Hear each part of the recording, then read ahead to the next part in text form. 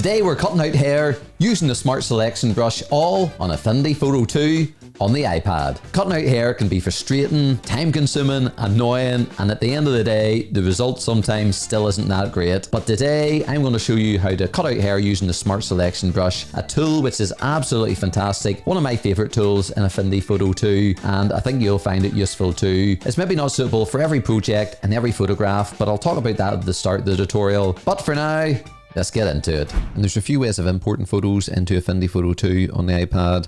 One of the ways is just by bringing up the dock, just by moving your finger up, bringing the files icon or the folder just to the right hand side of the iPad, and this is opened in my Chrome folder because I have already downloaded this photo from Unsplash, and we'll talk about that in a wee second. But if I just hold this photo and bring it anywhere into Affinity Photo, it will automatically pop up.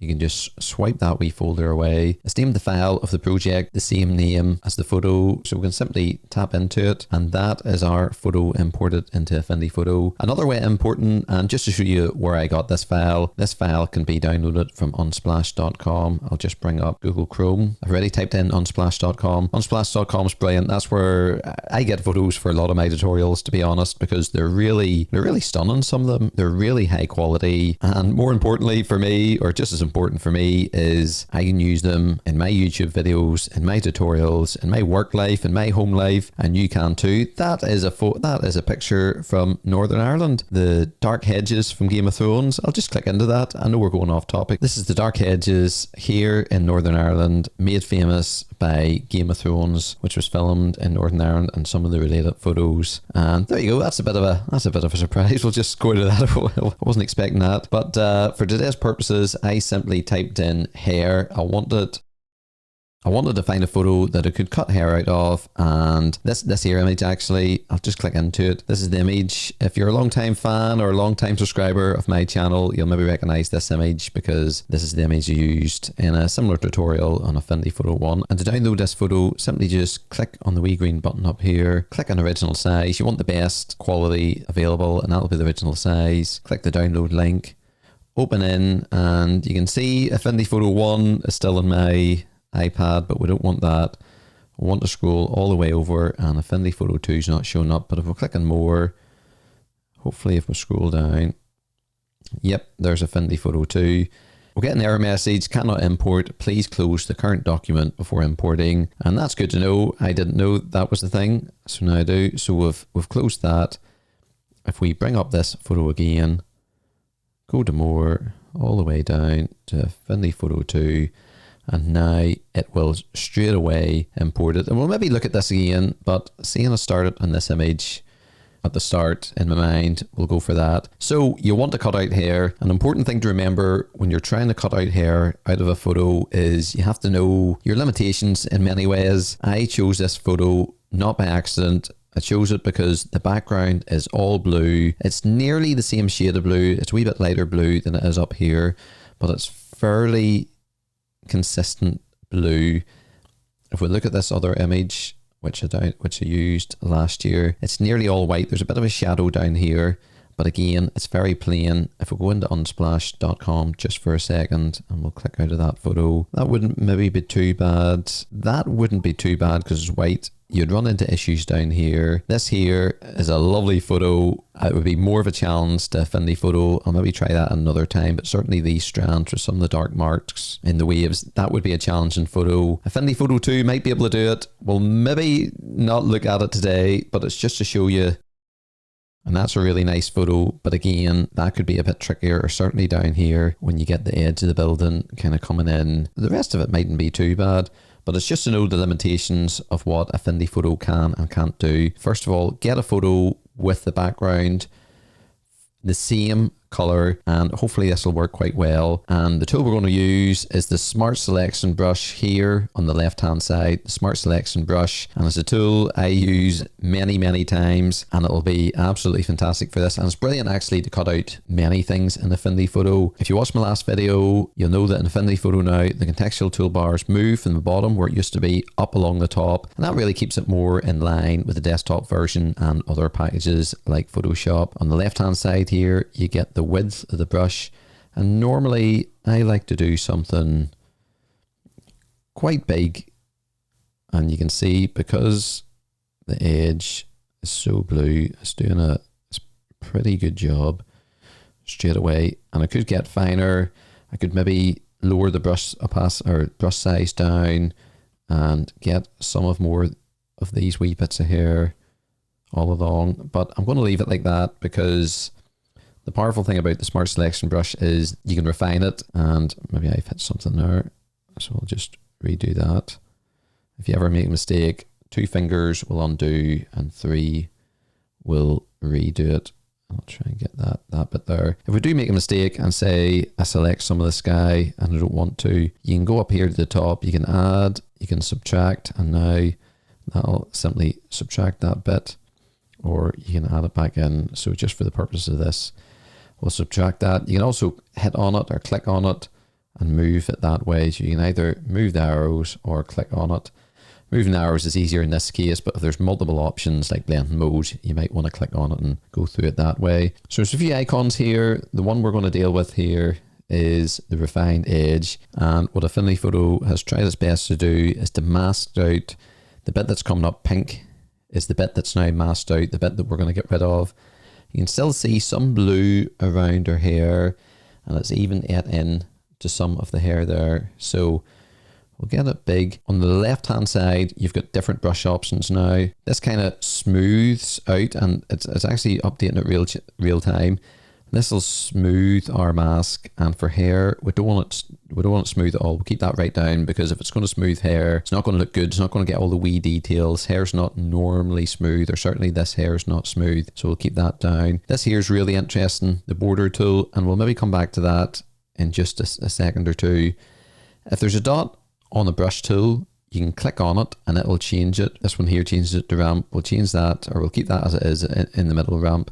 We'll change it back. This here is the size of our brush. Strange that it was in the middle and now it's up top, but that's okay from going from the different modes. There's a dot, so let's click on it. Feather, again, I don't really want to feather this too much, so I'm going to keep feather down, and the width, maybe bring it around there.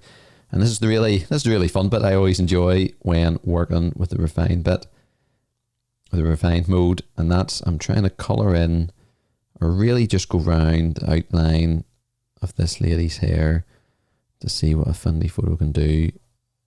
And we'll maybe even go down there. It'll take a few seconds, and I think that's done a super job. We'll see if we can clean up this wee bit. You can kind of see it. If we go up here now to the different modes, that's overlay. Overlay means it's just kind of shading the bits we're masking out in pink. But if we change it to black matte, look at that. It's maybe hard to see what bits are kept in and what's not because of this lady's hair being black. White does a super job, but this is where the magic is. You can see on the checkerboard how the hair is looking, and if that was magic, this is even more magical. Click the next one, black and white. Look at that. That is brilliant. We'll just zoom out. Again, this is a new button in the Affinity Photo 2 zoom where you can zoom in or zoom out, and even if you do the wee drop down, you can zoom in to 800%. 2 fingers will move it. I'm going to have to zoom out because that's far too much. 2 fingers will move your way around the canvas, but look at that. And then just by hitting that again, that's what it was. We'll click it fit to zoom. So if you're zooming in, just click this and it will put it fit to zoom. And that's brilliant.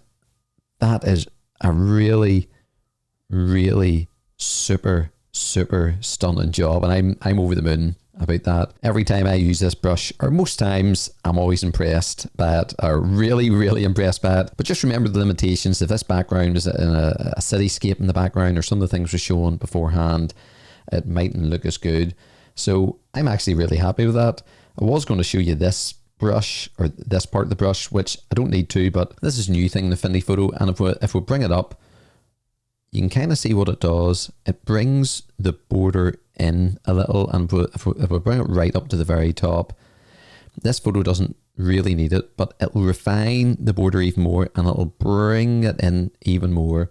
So these here bits of hair can be cut. So we'll see what it's doing in our black and white. It doesn't look too much there. If we bring it right down again, you can see it's just not going out as much. It's hard because it's maybe hard to know what it's doing here because it's done such a good job. So if you look at this for a second or two, look at the outline, then if we bring it right up, you'll see that this has increased it a bit just to try to find the edges better, and I'm happy with what it was down here. And if we just go to overlay again, and especially transparent mode, that's what we're looking at. And I'm absolutely over the moon with that. So now we'll make our selection. We can just hit tick here and that'll make our selection. But what's happened here, if you go over to selection, all that's just going to do, it's just going to select that with our marching ants. The wee white dots will appear all around this. But if we hit demask, it'll automatically mask that, or it'll put the selection or the cutout in a new layer. And this is my favorite, which I do most of the time, new layer with mask. So if we hit the tick button, that's applied our changes. But if we go into the layer studio here on the right hand side, you'll see hidden is our original image and our new image. So it's duplicated it and masked our selection. So just in case I do something daft with this layer, or I edit it without meaning to, we still have this layer in the background. And that's just a way of working, which is personal preference, which I prefer. You could make a mask without worrying about that, but I like doing that just in case I make mistakes. Mistakes do happen, so it's good to have a backup. Maybe just complete this. I will add the plus button. I will make a fill layer, and it's made it white, and you can see what a difference that has made. But for something like this, I'd probably be tempted to go into the color studio and our picker, and I'll maybe, let's see if I can find these fingernails. Found the color for fingernails. It hasn't changed the background because that's just the color picker. I need to tap on that to change the background, and that's really, really nice. There's a wee something here we could maybe clean up, and I think this is just the light hitting here more than anything.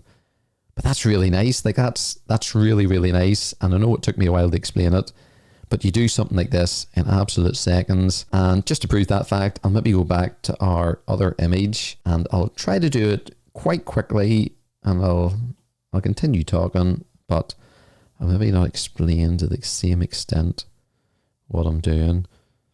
So we've went into this image. We're not being too precious trying to get all this hair. I think I've done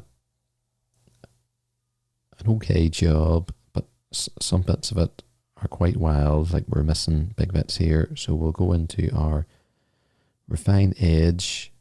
All this is looking okay, but we'll maybe bring the width up a little, and we'll start down here. This brings me back. I really enjoyed working on this tutorial back in Affinity Photo 1, and now here we are in Affinity Photo 2.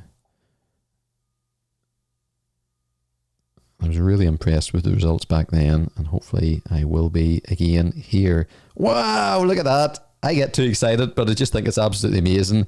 Now, it is an ideal photo to do this with, but well, that's overlay.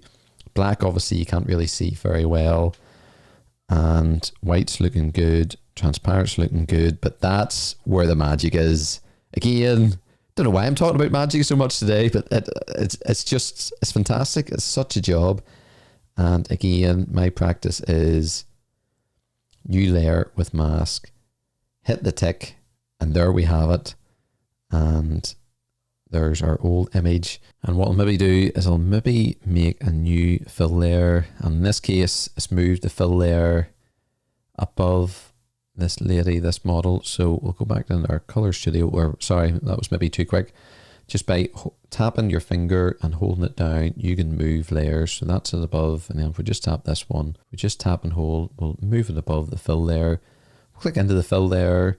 We will change our color to, what will it do?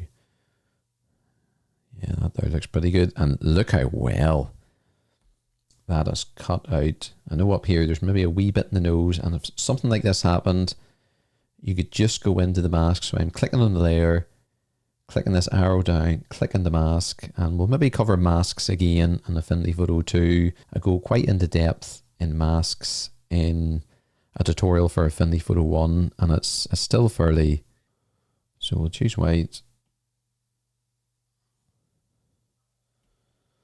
That's the size of our brush, and we'll simply just fill that wee bit in again. That just took a few seconds again. It was quite quick, but we'll maybe look at masks again. But if you do want to know about masks, do look for that video, because it's quite a powerful video and I do go in depth. But that was just a quick wee part I noticed in the nose, and even you could argue there's a wee line here that I could just clean up. It depends how much detail you want to go into, but that just took a few seconds to do. And again, all I'm doing is changing the mask here, or masking the bits back in. And that's the great thing about masking your selection rather than completely deleting it. With the mask, you can go back in and do re-refinements like that. So there we are. That is how to cut out hair. We've looked at doing it in 2 photos. With the first one, we went into quite a bit of detail, and the second one, we went quite quick. And I think that'll do us for today. So there you have it. Hopefully you enjoyed this video. More importantly, hopefully you learned something, and please try to put it into practice what you have watched today. There's links in the description below of the images I used, or better yet, use some of your own, take a few photos, and with the tips and tricks that I've shown you today, you'll be amazed at the results. If you found any value in this video, please give it a like, please subscribe, as there's going to be more videos coming out, all on Affinity Photo 2 on the iPad. And as always, thanks for watching, hope you have a great day, and I'll see you in the next video.